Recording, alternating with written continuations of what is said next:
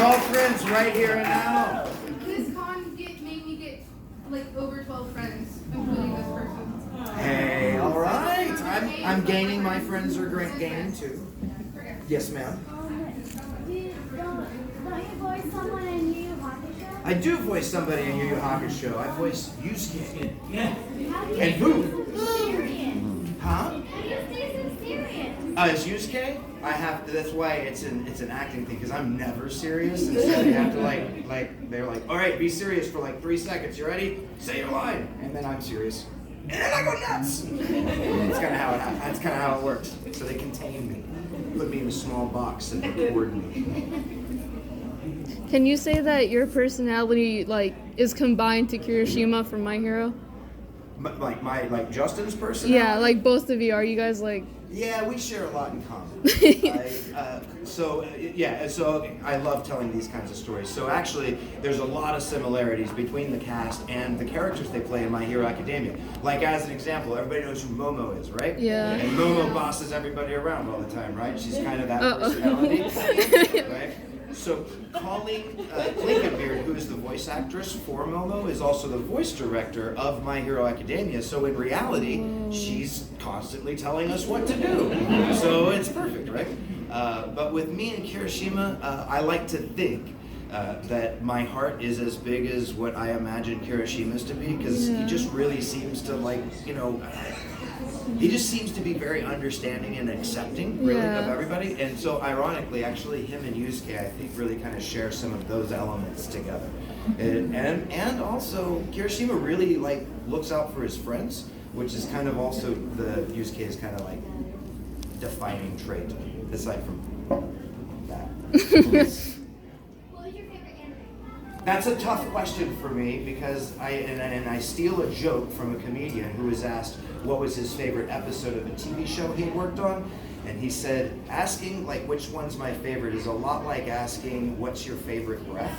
It's the one that gets you to the next one. So for me it's hard to say which one's my favorite anime, but I do have those that I return to and watch probably more often than others, and Cowboy Bebop, kind of the top of that list. Yeah. I love the music. I'm a huge music. Did you ever work on Cowboy Bebop? Because I don't think I saw that, but I know that you're a fan of it. I'm a huge fan of it. I'm so much of a fan of it that when Funimation picked up Cowboy Bebop to re-release on Blu-ray for the first time, they asked me to make a documentary about its dub. And so there's a great Rolling Stones song called Memo from Turner, so I made a little I love Cowboy Bebop piece called Memo from Bebop. And the idea behind that is that so many of the Bebop titles used different rock songs like Bohemian Rhapsody, Sympathy for the Devil. There may have been a few others. So anyway, I kind of try to slip into the same thing there. But yeah, I'm a huge fan. If you want to see 90 minutes of me being a huge fan, watch that. So there you go. All right. Oh, Deku. What's your opinion on Bakugo? My opinion on Bakugo. Yes. So a couple of y'all have come through my line over here, so you've heard a little bit of this story already. We'll get there. Is this bug in front? I'm playing the role of Pigpen from Peanuts today. Okay, so my opinion on Bakugo. So I've got a best friend. His name's Jerry Jewell, and he's also a voice actor. Matter of fact, he is the voice of the principal in My Hero Academia. And so Jerry and I have been friends since high school.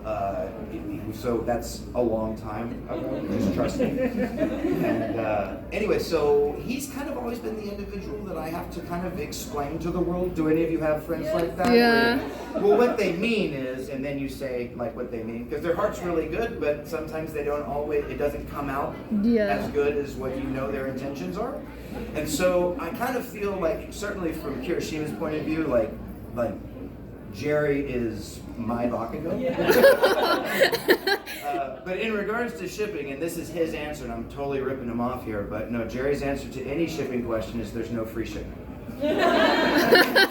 But to take it seriously, I've been going back and watching My Hero Academia with the thing in mind of who would Kirishima genuinely have a crush on, and I haven't decided who that person is just yet. Oh, is that it? I'll tell you what's weird. This is what weirds me out about Bakugo. The guy runs around with two big holders of sweat. imagine what Bakugo if he got off a plane in Orlando. He just get off the plane and go, I made it to Florida! Yes, sir. Out of the roles you've done, and which would you want your normal job to be? Spirit detective, pirate, pro hero? I don't know, I tell you what, like the idea of going back to high school scares the living shit out of me. Especially with powers. Yeah, the powers part's okay. It's just going back to that age. I don't want to do that. Man, I don't know. Spirit detective seems kind of fun. Awfully dangerous. So, I don't know. I have no idea. That's weird. Let's see, what would I do? Being in the Soma family, that could be fun. And dramatic. Yeah, I think so. I will go with Spirit Detective. Sounds adventurous. Colleen would still be in charge of you. Who? Colleen. I know. Akita. Yeah, wait, so she's who? Akito. Oh, in Fruits Basket, So, yeah. Yeah, that's why I'm going to Yu Yu Hakusho. Yes. Are you both going to ask the questions simultaneously? I'm kidding. Go ahead. You first. If you could live in any anime, which one would you live in? Well, that's kind of in the same vein here as this one. Like he was asking, like of all the professions of characters I've played, which one would I want to do? But I don't know. I kind of like this realm. I don't want to go to like. There's some crazy stuff that happens in these anime. I don't know. Yeah, but Bebop would be fun to hang out on that. I can't sit down. I'm so sorry. I'll let you know the 5 minute mark. Oh, thank you. Thank you. I'm just got this much energy. This, fall over it, get one of these. All right. Which is fun to do walking down the hallway at Funimation. I often make people kind of smile when I just walk by and they're like, what do you want to punch me? Yes, your question. I know I already asked the question, but on a scale of 1 to 10, how much best boy would you rate Hiroshima? Oh How would yeah. I rate her? He's an 11. No, 100. 100. I'll Yeah. take that. And then Minetta's best girl. Fair enough. Minetta's best girl. Yeah. Yes. Yes, ma'am. So all of the voices that you do are super unique in their own right, but have you ever accidentally, when you're trying to record for a certain voice, used the wrong voice? Yeah, for sure. Colleen on My Hero often is like, make it deeper, because if I go too high, it's just Yusuke. So, like lower, so I get trimmed on that one quite a bit. But yeah, no, I mean, like, you don't accidentally go into Boo's voice. That's a fact. No, that's not. You do that on purpose, and that's what makes everyone happy. So no, my voice is just kind of this one, and so Yusuke and Kirishima are probably the closest to my natural voice, so I probably live in their world a little bit. Yes, sir. What was the first major voice acting gig you ever got? Yusuke. Yeah, it was wild. So I was picked to be the voice director on it, and that was the second show I had done voice directing on as a series. I did a little bit of fill-in work for Sabbath on Dragon Ball Z. My first thing to direct ever at Funimation was you would see Lord Slug, reaching way back in the Dragon Ball. The character Lord Slug, who was voiced by Bryce Armstrong beautifully, that was my first time to voice direct. And I tell you, if you are going to voice direct the first time, Bryce is the guy to go with. Is that guy. I could just listen to him read he could just read the directions, stereo instructions. I'd be fine to listen to it. Golden tones. Yusuke.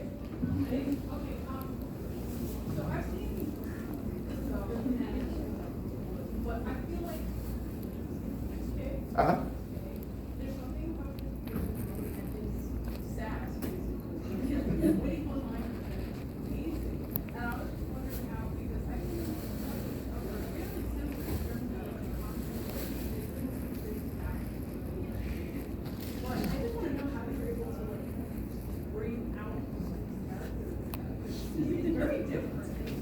Yeah, so I really fell in love with that show.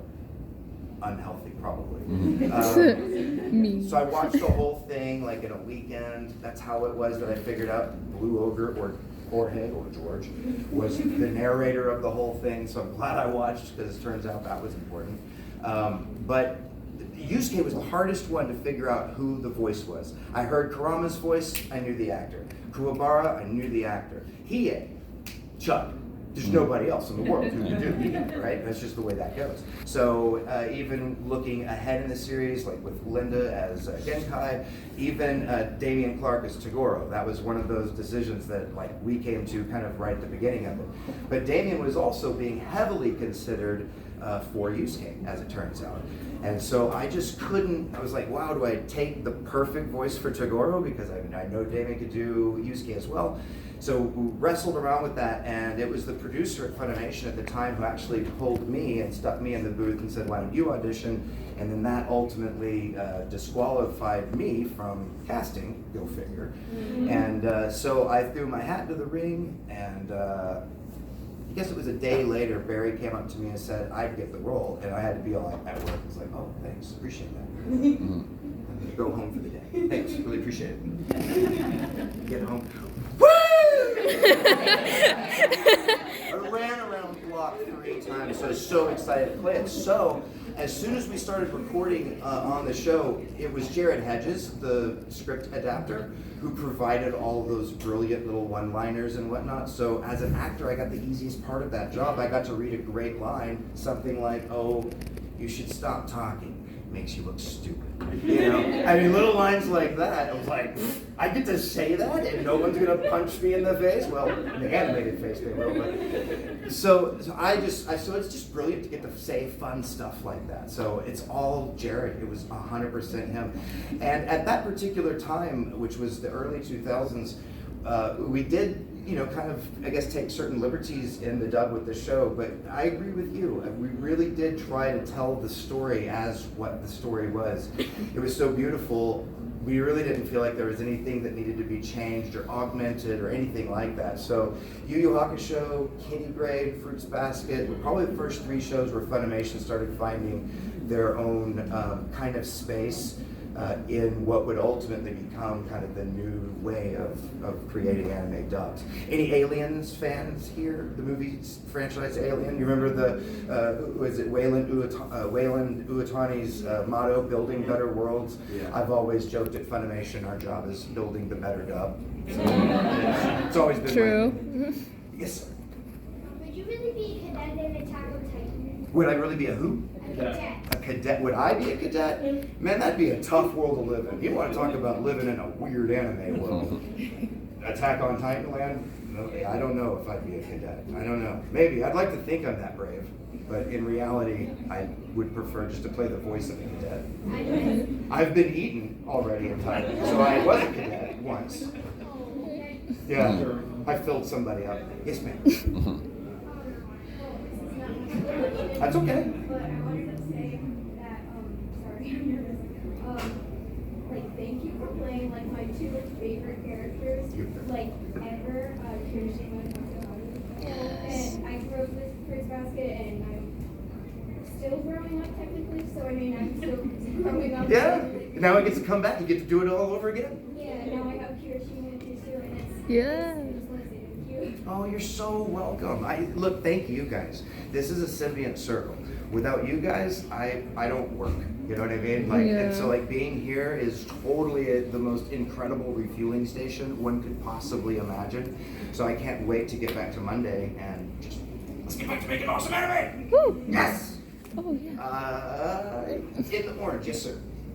What was your favorite moment when playing Hiroshima in My Hero Academia? So far I've had a couple. The being in disguise scene with everybody. Yes, I just You guys watched got that. to watch did you see the little behind the scenes thing that Colleen put Yeah. together, watching us all record? Yeah, so that was a lot of fun, both seeing it from just watching the finished animation, but then also getting to see everybody have fun. Because that's the whole thing. I don't get to hang out with all those other actors. I only have a voice director to lean on when I'm recording a scene. So, to be able to like act alongside Tatum and Griner and Colleen in that particular scene. I don't remember who else. There's someone else in it.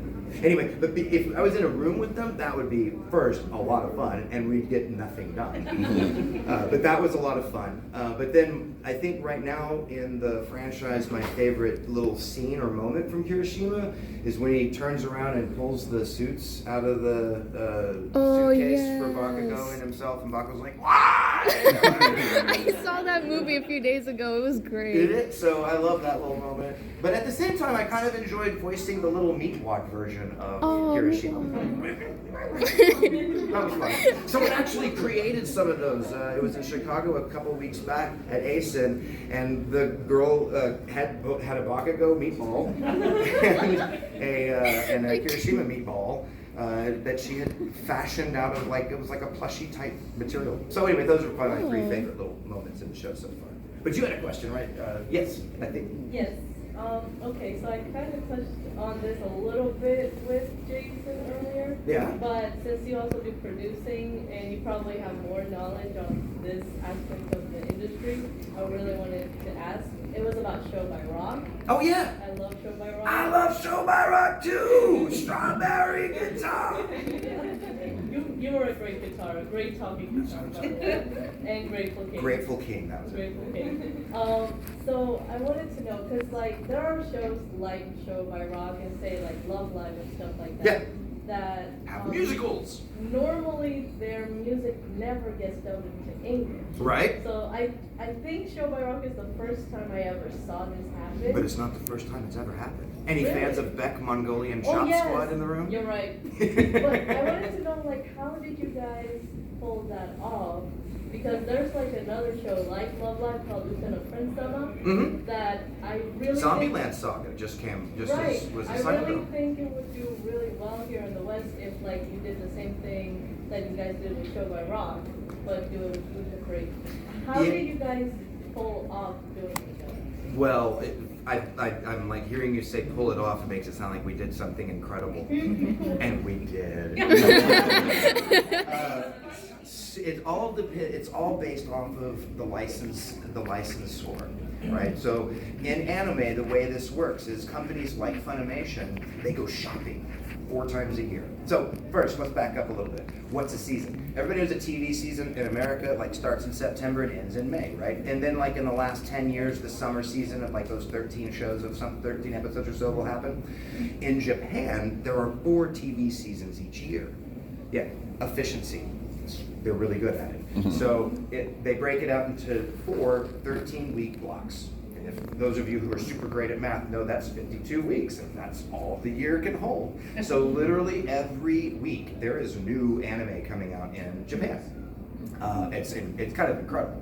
So 4 times a year, right? We go shopping. Okay, what we're doing is we're looking for what will be, hopefully, the next Dragon Ball Z, the next My Hero Academia, whatever the show is. So we're going over there and we're looking to see what's coming out, what's based off of manga, what's based off of light novel. We've got teams of people that are reading through it all and kind of saying, this is a good one, this is a great one, that kind of a thing. And so we'll go through and pick up between 18 and 20 shows every season to dub as part of Funimation's simul-dub initiative. So that's how that works. And then each one of those properties are owned by what's called a licensor. So like as an example, My Hero Academia is owned by a company called Toho. That's the company that distributes it to the world. And so they make a deal with Funimation to distribute that title in whatever territory Funimation has paid for, right? How well the licensor works with us in regards to, and their own musicians, right? So a show like Love Live, they don't want us to dub those songs, so we don't dub. And a show like Show by Rock, they didn't say anything one way or the other. But when we made the request and asked for the instrumental tracks, basically we're asking for karaoke of all of those songs. They'll sometimes supply them, and sometimes they don't happen to supply. So the catch for us is getting those instrumental versions of the songs. Days like Beck Mongolian Chop Squad, where we actually hired musicians to recreate each one of those songs, is very pricey, as you could possibly imagine. And so we don't have the time usually to be able to do that. So we're looking for those instrumental tracks. So it really just depends on the licensor. But I can tell you the way. Basically give you guys permission to yes or not. You got it. And then from there, we're launching forward. Okay. Yeah. Yes, ma'am. Love the crowd.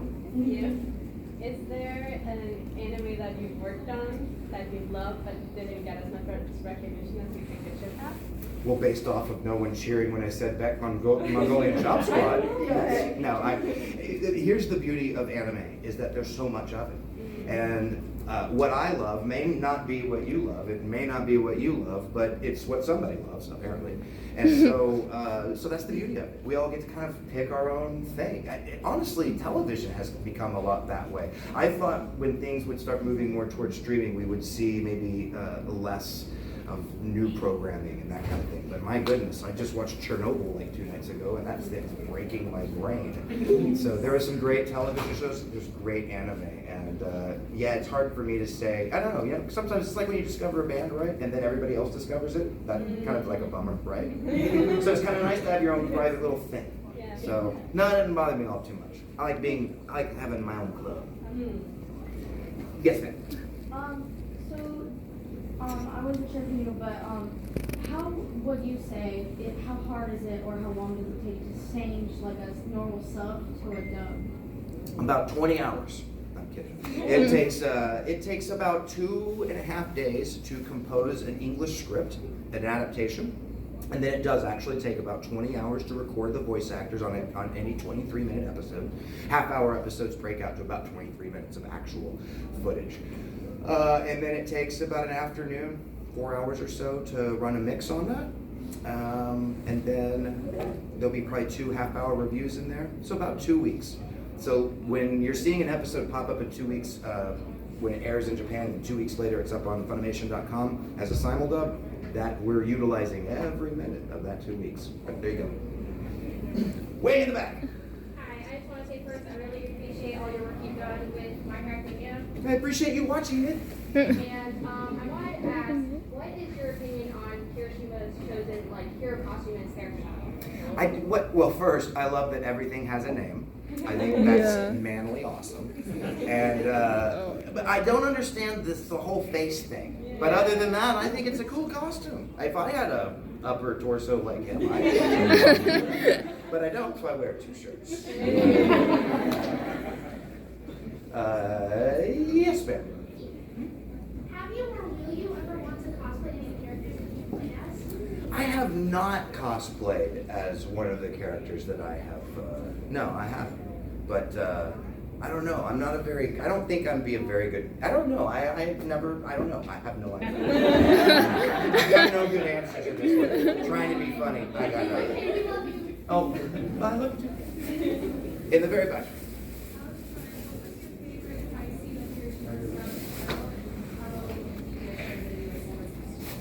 Well, they couldn't have paired him up against somebody any more difficult to fight. Kirishima, not the most strategic guy in the world. But it was interesting to get to see the limit of his power. But that was a fun fight with Tetsu. Like, those are jerk parents to name his big. Like, hey, your last name's Tetsu. Guess what your first name's gonna be? Anyway, that's a good fight, but I think, and I know that some of you who read the manga know that in season 4 we're probably going to see what might be some of my favorites. Oh yes! Oh my God! Don't spoil anything. Yes, sir. Yes. What was your most fun moment playing Yu Yu Hakusho? Do you remember anything nice? Oh, I remember all the moments. I'm trying to remember a fun one. That's one of your favorites. Well, I can tell you my hands were very sore after the Toguro fight, because I do a lot of. I've learned that there's a way you can hold your hand and not break it, hit something a little hard. And so yeah, I was throwing punches left and right during that fight. That was so I was hitting there are padded walls in the booth, so I'm just. Do you remember there was an episode that I loved, and you were so funny. You guys were in a cave, and you guys were filming this video game character. Yeah, Game Master. Yes. Episode 84 or 85. And you were just roasting Kurama because he was had the little plans and put him over. He's like, oh Kurama, so planting your seeds there, huh? And I died. Oh right, for the little lamp lights to light the way. I rewinded that so many times to laugh. I love it. We have a mix engineer at Funimation that I don't know why this picture was taken, but it's absolutely hilarious. It's him, and he's kind of very long red hair, always has it, and he's hugging a tree. And I inside my head, I'm like, oh, that's Kurama. Like that's the personification, and he has red hair. So anyway, so yeah, I do remember that scene. I don't remember recording the line, but I do know that Yusuke had a lot of those, and that was what you were talking That's about. when All I became these. a fan, and I'm like, I guess he couldn't stop. He's got these great little lines, and again, it's just the brilliance of the writers. It's great because I get to be the one who like goes, yeah, I thought of that. I didn't think of that at all. I don't think that well or fast. Yes, ma'am. What inspired you to be a voice actor? Well, nothing inspired me to be a voice actor, but this inspired me to be an actor. As soon as I said something and somebody laughed, I was like, whoa. I like that. Do that more. And then someone laughed again, and I was like, haha. So yeah, that's the problem with actors. We depend almost 110% upon the adulations from others to tell us we're worth it. And no, yeah, as soon as somebody laughed, hearing that kind of thing, like the idea of being able to bring joy to people, blew me away. My parents owned a home video store. You remember back a long time ago, they used to have these tapes, right? And they would rent them to people for a period of days or whatever. Anyway, I worked at one of these little stores, and I was probably 12 when I started working for my parents at Showbiz, Movies to Go. And I just started at A, and then just without discrimination watched every movie that we had in the store, and then went to the next store and then one of their other stores. So I just consumed movies like it was candy, or I don't know, probably something healthier. But anyway, I love it. I just took it so much, and all of the characters in these movies, whether they were dramas, whether they were horror movies, whether it was a comedy, I fell like viscerally in love with all just this medium of storytelling, and the idea that it could fill me with, I don't know, a feeling. It's that thing you guys finish up an episode of whatever is your favorite thing, and it's like it makes you feel good, or you are wondering what that person is or character is thinking, or how they're coping with something after the episode is ended, or whatever. Those thoughts, that's really probably what really pushed me to try out. It pushed me so that I could get over the nervous part of auditioning, which is nerve-wracking. Mm-hmm. So, please tell me I'm good enough. Yes, ma'am. Could you maybe explain what was the thought process in choosing Kuwabara's iconic voice? It sounds stupid. Honestly, I gotta give this one to Chris. That was Sabbath. That was just Sabbath coming in and throwing this voice out. And because honestly, with his look, I couldn't help but think Kaneki from Grease. I don't know if any of you are Grease fans, but I was like, it's Kaneki with red hair. It's like a Danny Bonaducci version or something. But he came in and laid down the audition track, which quite frankly sounds very, very similar to the final voice that we landed on. But yeah, that was from the imagination of Christopher Robin Savage. Mm-hmm. His genius at work. With purple hair and then green hair next. Did you play Leon Kawana in the Swing for the fences!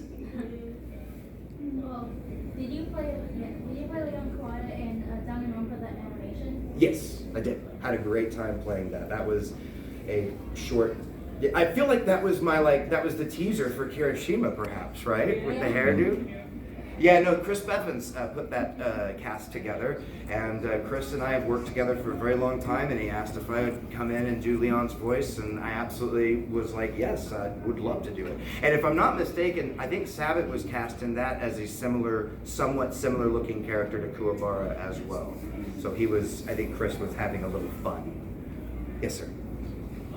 Have you ever watched any other anime voiceover dub and just think, oh dear God, I could have done this way better?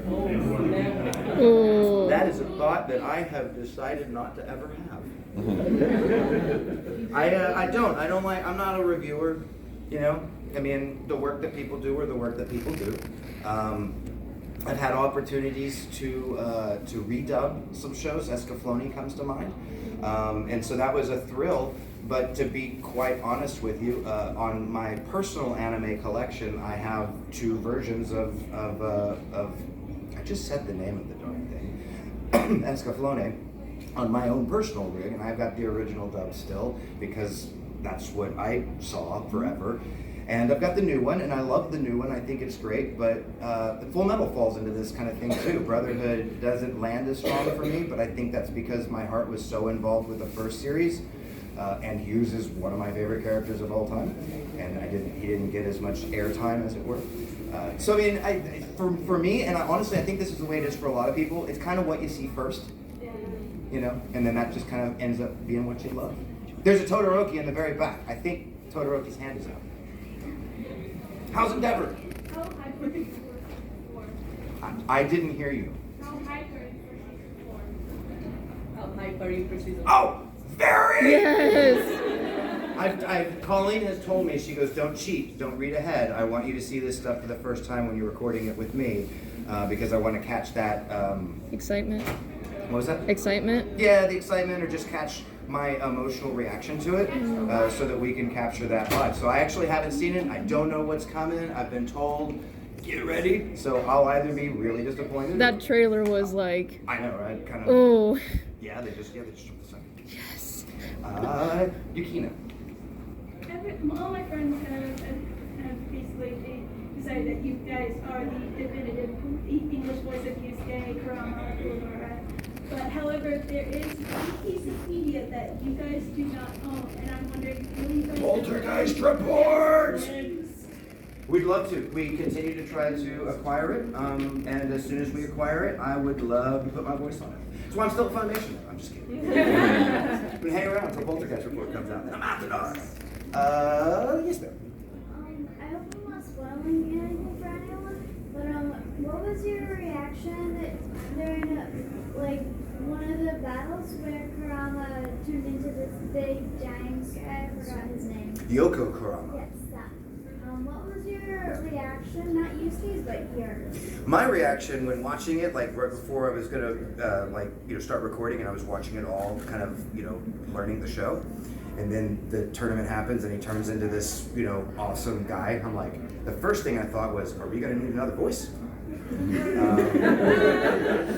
And we didn't. We ended up, John was able to pull that off. But I was just like, wow, how wild is this? And there's got to be a story there. So it was kind of cool that you had to wait, like, I don't know what, 50, 60 episodes to get to the end and find out the history between himself and Yomi. I know, right?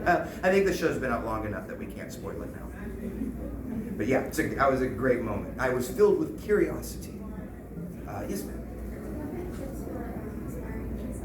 I do. I have lots of tips for aspiring voice actors. First, don't pigeonhole yourself. Voice acting is acting. Voice acting is just one part of voice acting. And so for me, what I did was, when I was a young boy, I started to audition at children's theaters. I grew up in a little town called Fort Smith, Arkansas, right? So I was in Arkansas, right? So that lesson just right there is it